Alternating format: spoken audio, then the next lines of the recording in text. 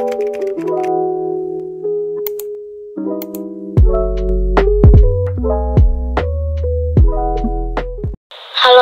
semuanya, kembali lagi dengan aku Rizka Dania di konten apresiasi prosa fiksi yang keempat. Nah, kali ini aku akan membahas tokoh, penokohan, alur, dan juga latar pada sebuah cerpen. Jadi sebelumnya kita harus tahu nih, apa sih itu tokoh, penokohan, alur, dan juga latar. Jadi tokoh menurut Nurgiantoro, tokoh mengacu pada orangnya, pelaku cerita. Sedangkan Baldik berpendapat bahwa tokoh adalah orang yang menjadi pelaku dalam cerita fiksi atau drama. Berdasarkan pengertian di atas dapat disimpulkan bahwa tokoh adalah individu rekaan yang mempunyai watak dan perilaku tertentu sebagai perilaku yang ditampilkan dan mengalami peristiwa dalam cerita. Lalu menurut Nurgiantoro pada tahun 2013 halaman 258 terdapat jenis-jenis tokoh cerita yang terdiri dari yang pertama yaitu tokoh utama dan tokoh tambahan.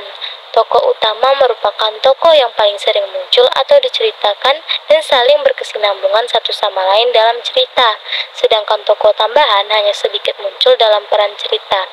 Lalu yang kedua tokoh protagonis dan tokoh antagonis. Tokoh protagonis merupakan tokoh yang berperilaku atau norma-norma yang baik dan sesuai dengan nilai-nilai yang ada di masyarakat. Sedangkan antagonis berperilaku buruk pada cerita tersebut. Yang ketiga yaitu tokoh statis dan tokoh berkembang. Tokoh statis merupakan tokoh yang tidak berubah pada wataknya walaupun terlibat dalam peristiwa apapun. Sedangkan tokoh berkembang merupakan tokoh yang mengalami perkembangan watak yang mempengaruhi isi cerita. Lalu yang keempat tokoh sederhana dan tokoh bulat. Tokoh sederhana merupakan tokoh yang hanya mempunyai satu kualitas watak yang tertentu saja. Sedangkan tokoh bulat merupakan tokoh yang dari berbagai sisi kepribadian serta jati dirinya. Lalu yang kelima, tokoh tipikal dan tokoh netral. Tokoh tipikal merupakan tokoh yang lebih banyak menonjolkan kualitas pekerjaan atau kebangsaan atau sesuatu yang lain bersifat lebih mewakilkan. Sedangkan tokoh netral adalah tokoh cerita yang eksistensinya berada di dunia hayalan atau fiksi. Selanjutnya adalah penokohan. Johannes berpendapat bahwa penokohan adalah pelukisan gambaran yang jelas tentang seseorang yang ditampilkan dalam cerita. Sementara itu, menurut pendapat Nurgiantoro, penokohan atau perwatakan merujuk pada penempatan tokoh-tokoh tertentu dengan watak-watak tertentu dalam sebuah cerita. Lain halnya dengan Stanton yang berpendapat bahwa penokohan disebut sebagai sikap ketertarikan, keinginan, emosi, dan prinsip moral yang dimiliki tokoh-tokoh tersebut. Dari pendapat para ahli disimpulkan bahwa penokohan adalah proses penampilan tokoh dengan pemberian watak, sifat, atau tabiat atau kebiasaan tokoh ataupun pemeran dalam cerita. Selanjutnya yaitu alur.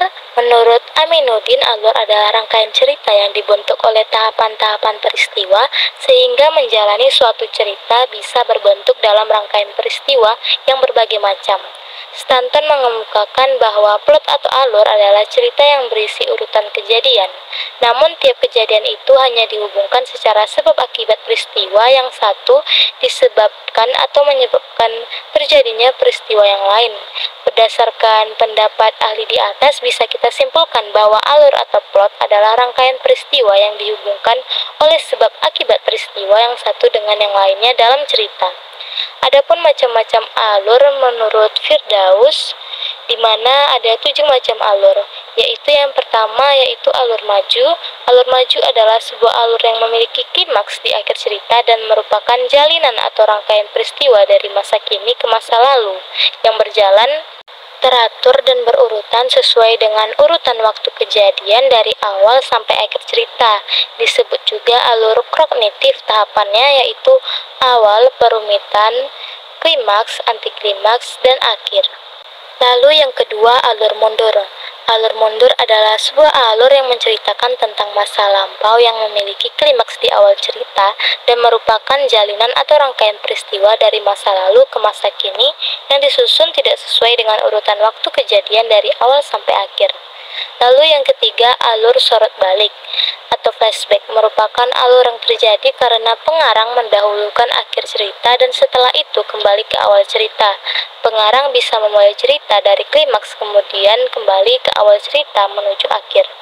Lalu yang keempat, alur campuran atau maju mundur merupakan alur yang diawali klimaks kemudian melihat lagi masa lampau dan dilanjutkan sampai pada penyelesaian yang menceritakan banyak tokoh utama sehingga cerita yang satu belum selesai kembali ke awal untuk menceritakan tokoh yang lain. Disebut juga alur maju mundur. Yang kelima, alur klimaks adalah alur yang susunan peristiwa menanjak dari peristiwa biasa meningkat menjadi penting yakni lebih menegangkan. Yang keenam, alur anti klimaks adalah alur yang susunan peristiwanya makin menurun dari peristiwa yang mengangkat kemudian menjadi kendor dan berakhir dengan peristiwa biasa. Yang ketujuh, alur kronologis merupakan alur yang susunan peristiwanya berjalan sesuai dengan urutan waktu. Dalam alur ini terdapat hitungan jam, menit, detik, hari dan sebagainya. Selanjutnya yaitu latar. Mido mengemukakan bahwa latar adalah gambaran tentang tempat, waktu, dan situasi terjadinya peristiwa. Sedangkan Leo Hamalin dan Frederick R. Carrel dalam Aminuddin 2013 halaman 68 berpendapat bahwa setting karya sastra bukan hanya berupa tempat, waktu, peristiwa, suasana, serta benda-benda dalam lingkungan tertentu, melainkan juga dapat berupa suasana yang berhubungan dengan sikap, jalan pikiran, prasangka, maupun problem tertentu. Dengan demikian dapat disimpulkan bahwa cerita akan senantiasa berlangsung pada ruang, waktu, suasana, serta adat istiadat. Adapun jenis-jenis latar, yang pertama latar waktu, yang dimana tokoh ataupun si pelaku melakukan sesuatu pada saat kejadian peristiwa dalam cerita yang sedang terjadi, misalnya pagi hari, siang hari, sore hari. Lalu latar tempat. Latar tempat adalah di mana tempat tokoh atau si pelaku mengalami kejadian atau peristiwa di dalam cerita. Misalnya di dalam bangunan tua, di dalam gedung, di lautan. Lalu yang ketiga latar suasana, yang dimana latar suasana merupakan situasi apa saja yang terjadi ketika saat si tokoh atau si pelaku melakukan sesuatu. Misalnya saat galau, gembira, lelah, dan lain sebagainya. Lalu latar alat. Latar alat adalah peralatan apa saja yang diperlukan atau dipakai si pelaku dalam suatu cerita, misalnya tombak, pistol, pedang, dan lain-lain. Nah, berikut hasil analisis cerpen Robohnya Surau Kami karya Ahmad. Yang pertama yaitu mengenai tokoh dan penokohan. Tokoh yang pertama yaitu kakek tua sebagai tokoh utama atau protagonis. Tokoh kakek di sini digambarkan sebagai seorang penjaga surau yang sangat taat beribadah kepada Allah, sampai-sampai tidak memikirkan dunia dan menelantarkan anak istrinya. Ia habiskan hidupnya hanya untuk beribadah dan menjaga surau. Namun kakek ini memiliki kondisi psikologis yang tidak kuat. Buktinya ketika Ajo Sidi menceritakan tentang Haji Saleh, ia langsung nekat bunuh diri karena menurutnya semua yang dikorbankan hanya untuk beribadah ternyata sia-sia karena pada akhirnya juga akan masuk neraka, sesuai dengan cerita Ajo Sidi. Nah, teman-teman bisa lihat ya bukti kutipan di bawahnya. Selanjutnya yaitu tokoh aku. Selain tokoh kakek, pengarang juga menggunakan tokoh aku sebagai tokoh utama. Tokoh aku diceritakan sebagai seorang yang terdekat dengan kakek tua.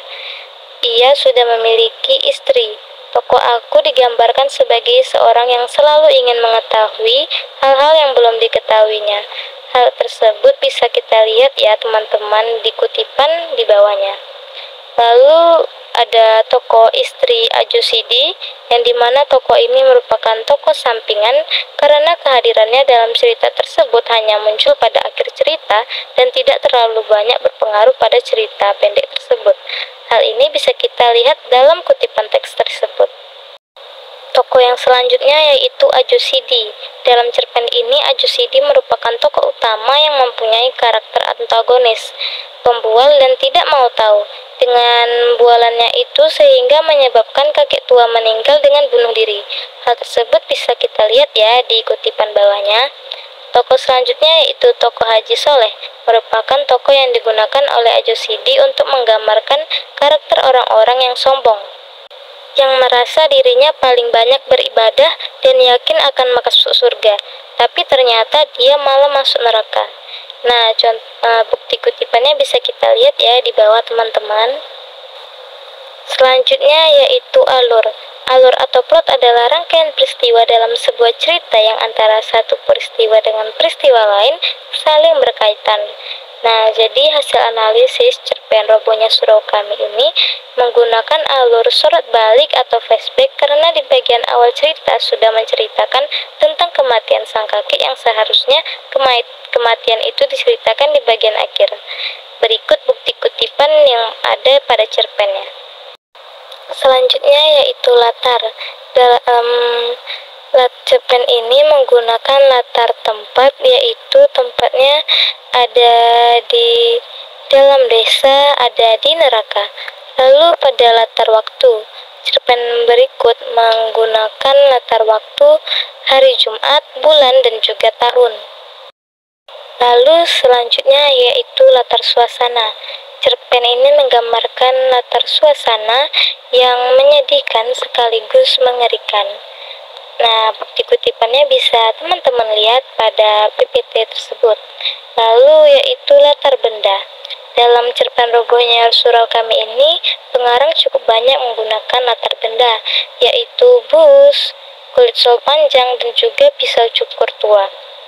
Baiklah teman-teman, sekian video saya pada hari ini.